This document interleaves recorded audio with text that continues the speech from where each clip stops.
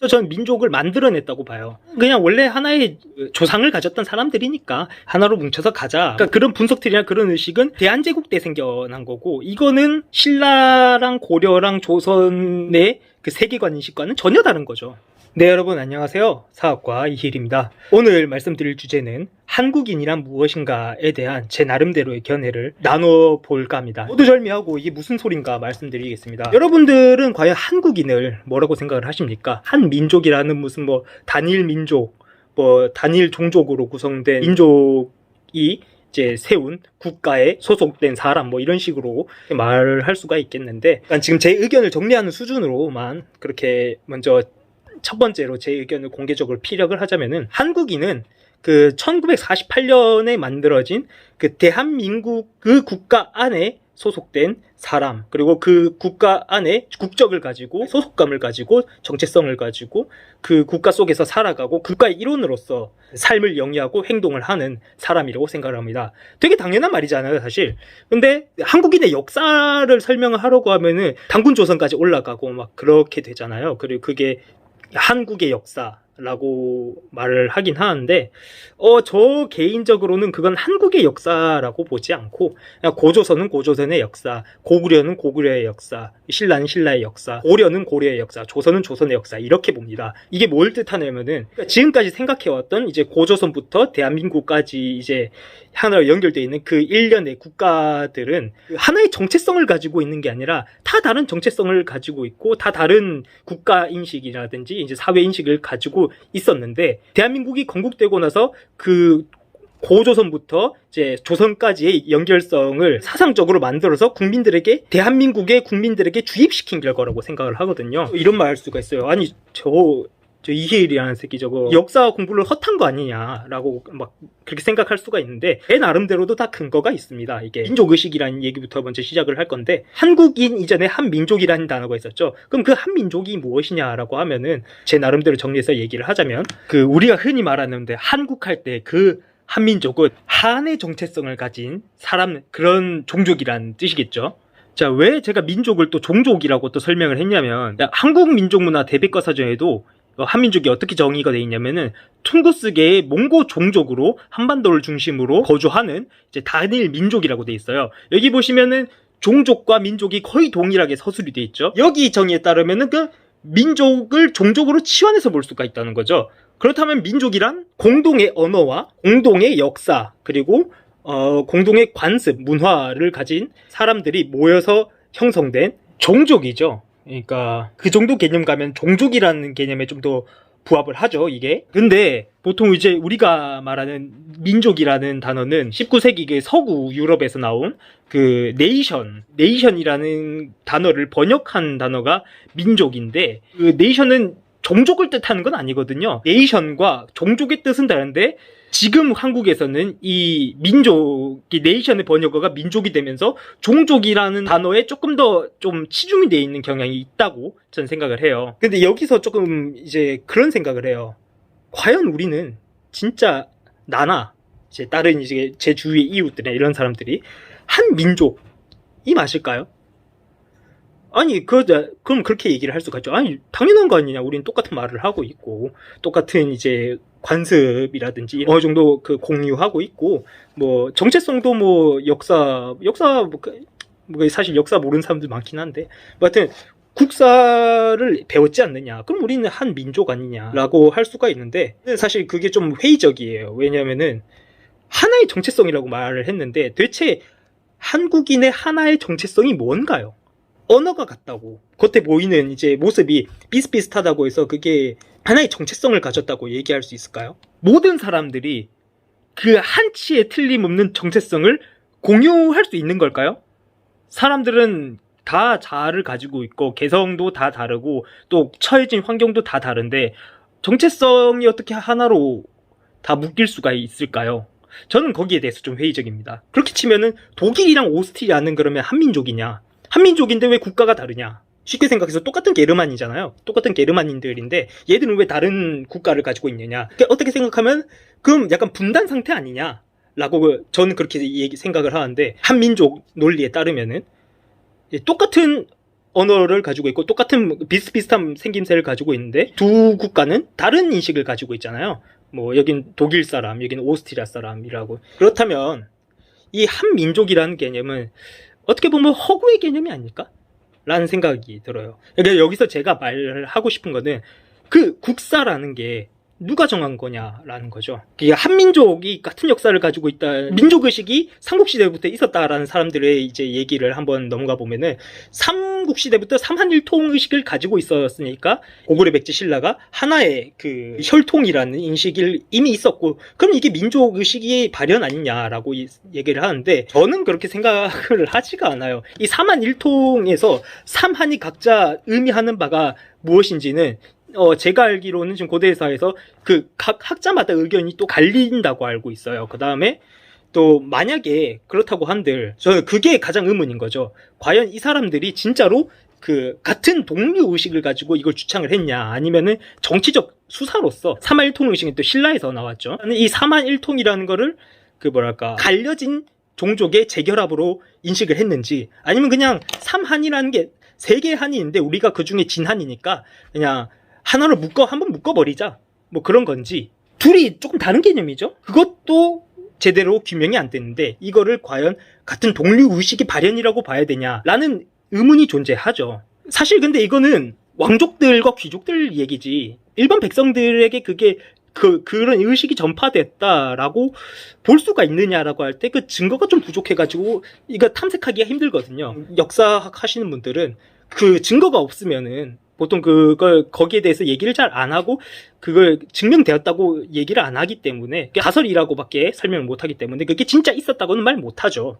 더 치명적인 거는 조선이 고려를 계승한 국가냐라고 했을 때 시스템 자체가 고려를 어느 정도 부정하고 나온 국가잖아요. 고려 조정의 그 시스템을 전면적으로 개혁을 하겠다 해서 왕까지 갈아치우고 나온 게 조선이잖아요. 그렇다면 이거는 고려의 근본을 부정을 했다는 뜻이고, 제 생각에는 새로운 왕조의식이 이제 생겨나고 거기에 있던 통치자들이, 그러니까 왕이나 관료층들이 성리학이나 유교의식 같은 유교 사상에 입각한 정치를 펼치면서 이런 이제 일반 백성들을 이제 규정하고 지배를 하고 통치를 하고 이런 식으로 나가게 되면서 또 새로운 국가 의식이 생기는 거죠. 그럼 이게 또 민족 의식이냐라고 봤을 때 좀 그것도 아니라고 보는 게, 사실 지금 저 같은 경우에는 조선은 좀 알쏭달쏭해요. 이게 조선의 약간 내셔널리즘이 이제 잉태되고 있었는지, 아니면 그냥 어떤 왕을 중심으로 하는 그 이씨 왕가 내에서 그 밑에 있는 신민으로서 이제 국가를 이제 엮는 그런 형태로 있었는지, 저는 조금 좀 알쏭달쏭한데, 일단 저는 이거를 그래도 이런 그 형태가 우리가 지금 말하는 민족주의라든지 내셔널리즘과는 거리가 좀 있다고 생각을 하고, 일단 아니라고 생각을 하겠습니다. 자, 여기서 또 문제가 생기는데, 대한제국은 이제 우리가 흔히 말하는 민족주의 의식이 생기려고 하는 시기였거든요. 근데 그때 일본 제국이 와가지고 대한제국을 이제 강제로 이제 합병을 해버리고 일본의 민족주의를 심으려고 했단 말이죠. 살짝 어느 정도 단절이 있죠. 상해에서 대한민국 임시정부가 생겨나고 그 대한제국을 계승한다고 자처를 하고 나왔던 게 대한민국 임시정부고, 그게 또 나중에 해방 이후에는 그 대한민국 임시정부를 계승을 하는 정부가 또 새로 만들어져가지고 지금의 이제 대한민국, 뭐 굳이 따지자면은 남한과 북한 중에 남한이 형성이 되는 건데, 대한민국은 조선과 대한제국의 근본을 부정을 했죠. 왕실을 부정을 하는 거였는데,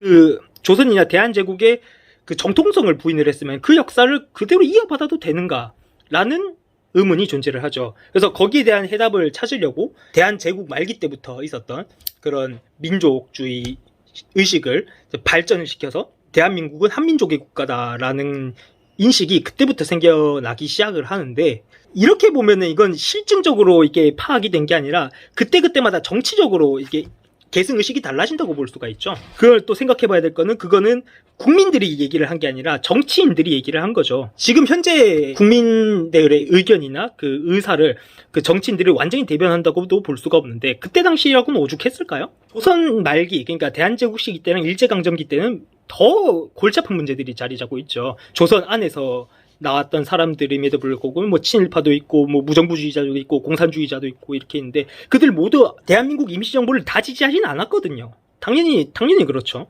그래서 해방이 되고 나서 이제 이걸 이제 교통 정리를 할 때 가장 편한 게 뭐라고 생각을 하세요? 저는 그게 혈통이라고 생각을 하거든요. 종족. 근데 이게 그 종족이라는 거는 그 뭐랄까, 종족이 같다고 해서 이게 뭐 우리는 다 똑같은 가족이잖아, 막 우리는 이렇게 하기에는 이제 너무 자기 개성들이나 자아들이 좀 강해졌단 말이죠. 해방 이후나 이런 사조들을 보면은 뭐 그러니까 이제, 그래서 저는 민족을 만들어냈다고 봐요. 그냥 우리는 그냥 원래 하나의 조상을 가졌던 사람들이니까 그냥 좋게 그냥 하나로 뭉쳐서 가자, 뭐 이런 식인 것 같은데, 그런 의식이 언제 생겼냐? 이제 눈치를 채신 분들도 있지만, 이게 바로 약간 그런 분석들이나 그런 의식은 대한제국 때 생겨난 거고, 이거는 신라랑 고려랑 조선의 그 세계관 인식과는 전혀 다른 거죠. 그런데 이 전혀 다른 세계관들이 어떻게 하나로 퉁쳐질 수가 있냐? 개인적으로는 그게 가능하리라고는 생각 안 하거든요. 근데 그렇게 될 수 있었던 거는 정치인들의 활동들이라든지 그런 사상들이 이런 것들을 약간 인위적으로 이었다고 볼 수 있는 거죠. 저는 그래서 이 한국인이라는 개념이 참 애매하다고 생각을 해요. 대한민국의 국민으로서의 한국인이면은 되게 명확한데, 한국인의 기원이 뭐냐라고 얘기를 하면은 글쎄요. 한국인의 기원 여러 가지가 있죠. 뭐 진짜 말 그대로 뭐 예인, 맥인, 뭐 동이, 뭐 신라인, 뭐 진한인, 뭐 이렇게 할 수가 있는데, 그 사람들은 솔직히 말해서 다 남이었거든요. 그 남남이라는 인식은 그나마 이제 고려 때 가야 조금씩 고려 왕실이라는, 뭐 신라부터 사실 시작은 해야겠지만 신라는 그게 좀 잘 안 됐던 것 같긴 한데, 고려 때부터 이제 고려 왕실이라는 테두리 안에서 조금씩 뭐랄까, 귀족들부터 조금씩 그 소속감이 생기기 시작하고, 조선 때 이제 그 신진 사대부들이나 이제 지역 향촌에 있는 그 선비들까지 이게 포섭이 되고, 대한제국 때 가게 되면은 그 범위가 완전히 신분제가 폐지가 되면서 민, 양반, 상론 구분할 것 없이 전부 다 조선 대한제국 황실의 귀속이 되려다가, 이게 일본 제국 때문에 그게 안 되고, 이제 임시정부는 이제 그걸 이제 그 효과적으로 이제 공화제 형식으로 이제 취하려고 하는 거죠. 그래서 저는 이게 이 역사가 대한민국의 역사가 아니라 그냥 그 한반도 내에 있었던 그 국가들의 하나의 현상이라고 저는 생각을 하거든요. 신라의 역사, 조선의 역사, 뭐 고려의 역사, 이런 식으로 다가갈 수 있는데, 대한민국의 역사의 정체성과 그 인식 자체가 아예 다른 국가들을 하나로 넣을 수 있는가, 여기에 대해서는 회의가 좀 있습니다. 예. 자, 하여튼